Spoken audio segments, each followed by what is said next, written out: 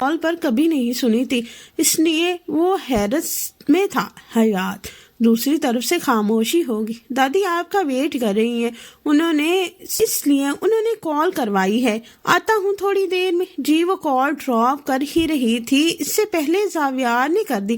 کس کی کال تھی؟ آفتاب نے پوچھا۔ وہ اس وقت کلب میں بیٹھا تھا۔ گھر سے تھی۔ وہ سگریٹ کا کش لیتے ہوئے بولا۔ گھر سے تو تھی، لیکن ابھی فون پر کون تھا؟ حیات پتہ نہیں یار، اس نے کرسی سے ٹیک لگائی۔ میں اس سے دور رہنا چاہتا ہوں، اسے ایک منٹ بھی اپنے سامنے برداشت نہیں کر سکتا، لیکن میں پھر بھی ایسا نہیں کر پاتا۔ کہیں تجھے اس سے پیار تو نہیں ہو گیا؟ وہ جھٹکے سے آگے ہوا۔ واقعی مجھے اس سے پیار ہو گیا ہے؟ جس سے اتنی نفرت کرتا ہو اس سے پیار کیسے ہو سکتا ہے؟ وہ دل میں بولا۔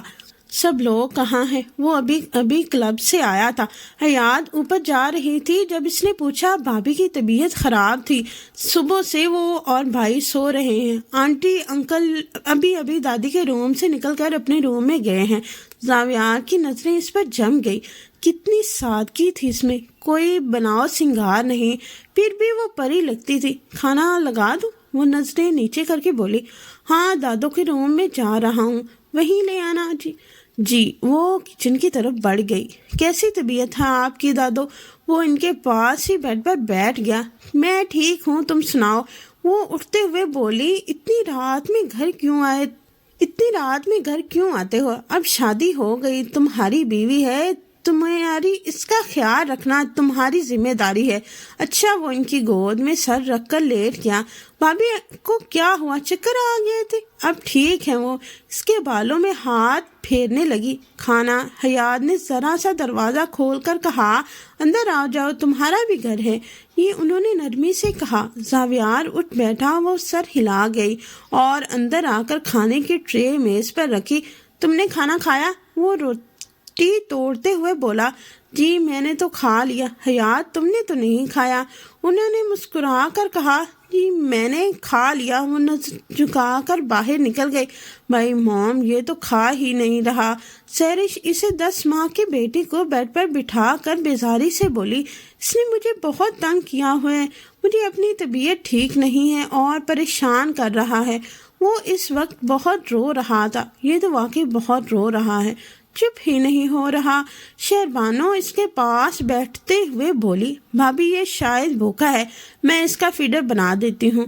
حیات روحان کی رونے کی آواز سن کر اندر چلی آئی۔ بہت شکریہ، تمہارا وہ تلخ ہوئی، آپ آرام کریں، میں سنبھال لیتی ہوں اسے۔ وہ پھر بولی۔ منع کر دیا نا، جاؤ یہاں سے۔ سہرش بری بات ہے بیٹا، ایسے نہیں کرتے، جہاں آرا اندر آئی، تم جاؤ آرام کرو، اسے میں اور حیات سنبھال لیں گی۔ جاؤ حیات فیڈر بناؤ اس کا اور روحان کو باہر لے آؤ تاکہ یہ آرام کر لے۔ جی وہ فیڈر بنانے لگی۔ آرام کرو اور غصہ کم کرو ورنہ طبیعت خراب ہو جائے گی۔ وہ یہ بول کر لائٹ آف کر کے باہر نکل آئی اور ساتھ میں شہربانو بھی۔ بھابھی اٹھ جائیں، 7 بج گئے۔ حیات سہرش کے روم میں کھانا لے کر آئی، ٹرے سائڈ ٹیبل پر رکھی۔ روحان کہاں ہے؟ وہ اٹھتے ہوئے بولی۔ وہ سو رہا ہے دادو کے روم میں، آپ اس کی فکر مت کریں، فریش ہو کر کھانا کھا لے، اور میں نے میڈیسن بھی نکال دی ہے، کھا لیجیے گا۔ اس نے کھڑکی سے پردے ہٹائے۔ اور بھائی آ جائیں گے، میں انہیں بھی کھانا دے دوں گی، آپ فکر مت کریں، اپنی طبیعت ٹھیک کریں بس۔ وہ یہ بول کر باہر نکل آئی۔ سارم روحان کو گود میں لے کر لاؤنج میں ٹہلا رہا تھا، وہ بہت رو رہا تھا۔ حیات نے کہا۔ اس سے کیا ہوا ہے؟ پتہ نہیں یار، روئے جا رہا ہے، چپ ہی نہیں ہو رہا۔ سہرش سو رہی ہے، وہ ڈسٹرب ہو رہی تھی، اس لیے میں اسے باہر لے آیا۔ اچھا آپ مجھے دے دیں اور آپ جا کر سو جائیں، میں اسے سلا دوں گی، آفس جانا ہوگا نا آپ کو، صبح تو آپ جا کر سو جائیں۔ وہ اسے گود میں لیتے ہوئے بولی۔ تھینکس۔ وہ یہ کہہ کر چلا گیا اور حیات اسے لے کر روم میں آ گئی۔ زاویار بیڈ پر بیٹھا ٹی وی دیکھ رہا تھا۔ تم اسے کیوں لے آئی؟ وہ اس کی طرف دیکھ کر بولا۔ بھائی اس کو سنبھال رہے تھے، انہیں صبح جلدی اٹھنا ہوتا ہے، اس لیے میں اسے لے آئی۔ اچھا۔ حیات نے روحان کو صوفے پر لٹایا اور خود قالین پر بیٹھ گئی۔ تم اسے بیڈ پر لٹا دو اور خود بھی آ جاؤ۔ حیات نے حیرت سے نظریں اٹھا کر اس کی طرف دیکھا۔ ایسے مت دیکھو، اس نے جھیم کر نظریں جھکا لی۔ آ جاؤ، وہ یہ بول کر ٹی وی دیکھنے لگا۔ وہ اسے لے کر بیڈ پر آ گئی۔ حیات، آپ کی آنکھ اتنی سرخ کیوں ہو رہی؟ نادر شاہ نے صبح ناشتے پر اس سے پوچھا۔ روحان رو رہا تھا ساری رات، اس لیے جاگ رہی تھی۔ پھر فجر کی اذان ہو گئی تھی، اس لیے میں سوئی ہی نہیں، وہ دھیرے سے بولی۔ اچھا، وہ غصے سے شہربانوں کو دیکھنے لگے۔ وہ نظر چرا گئی۔ ناشتے سے فارغ ہو کر وہ اپنے کمرے میں آئی۔ زاویار آفس جانے کے لیے تیار ہو رہا تھا۔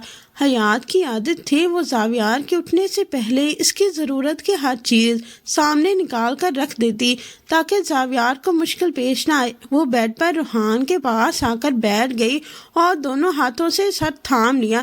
زاویار اسے آئینے میں دیکھ رہا تھا لیکن بولا کچھ نہیں۔ بی بی جی، کھانا کیا بناؤں؟ نجمہ دروازے پر دستک دے کر بولی۔ اس نے سر اٹھایا۔ میں نے آپ کو منع کیا ہے، بی بی جی مت کہا کریں، میں آج بھی آپ کے لیے حیات ہی ہوں، اس نے مسکرا کر کہا۔ اچھا، وہ بھی مسکرائی۔ کھانا آنٹی سے پوچھ لیں اور مجھے ایک سر درد کی میڈیسن دے دے۔ پر آپ کی الماری میں میڈیسن باکس ہے نا، مجھے نیچے سے لا دے۔ جی، وہ بول کر چلی گئی۔ زاویار نے مجھے اپنی چیزیں یوز کرنے سے منع کیا ہے، یہ بات میں کس کس کو بتاؤں، اس نے دل میں کہا اور ایک نظر زاویار پر ڈالی۔ وہ شیشے سے اسے ہی دیکھ رہا تھا۔ اس نے فوراً نظر جھکا لی۔ حیات، ایک بات کہوں؟ جہاں آرا اس سے بولی۔ وہ اس وقت اس کے کمرے میں موجود تھی، ان کے پیر دبا رہی تھی۔ جی جی دادی، بولے نا، وہ پیر دباتے مسکرا کر بولی۔ مجھے پتا ہے تمہاری شادی کیسے ہوئی زاویار سے۔ حیات نے حیرت سے ان کی طرف دیکھا اور نظریں جھکا لی۔ پر جو بھی ہوا سو ہوا، لیکن اب وہ تمہارا شوہر ہے، اس کا خیال رکھنا تمہاری ذمہ داری ہے۔ وہ اٹھتے ہوئے بولی۔ مجھ سے کوئی غلطی ہو گئی ہے؟ نہیں بیٹا، وہ پیار سے بولی۔ میں تو جب سے آئی ہوں تمہیں سب کی خدمت کرتے دیکھا ہے، تم تو سب کا بہت خیال رکھتی ہو۔ وہ نظر جھکا گئی۔ انہوں نے اس کے سر پر ہاتھ پھیرا۔ ڈو شاباش، دے کر آؤ، زاویار آیا ہے کہ نہیں؟ جی، میں دے کر آتی ہوں، وہ بیڈ سے اترتے ہوئے بولی۔ وہ روم سے نکل کر لاؤنج میں آئی۔ نجمہ زاویار کو پانی کا گلاس دے رہی تھی۔ وہ آفس سے آ کر صوفے پر بیٹھا، اپنی ٹائی کی نوٹ ڈھیلی کر رہا تھا۔ کہاں تھی تم؟ میں کب سے آیا ہوا ہوں، کوئی ہوش ہے تمہیں یا نہیں؟ وہ پانی پی کر حیات کو دیکھ کر غصے میں بولا۔ سوری، میں دادی کے پیر دبا رہی تھی۔ دادی کی طبیعت ٹھیک ہے؟ اس نے پوچھا۔ ٹھیک ہے، میں کھانا لگاتی ہوں، آپ جب فریش ہو جائیں، وہ یہ کہہ کر کچن میں چلی گئی۔ آپ جب تک فریش ہو جائیں، وہ یہ کہہ کر کچن میں چلی گئی اور وہ اسے جاتا دیکھتا رہا۔ اسے احساس ہوا تھا حیات کو ڈانٹنے کا، تو وہ تو میری ہی دادی کے پیر دبا رہی تھی اور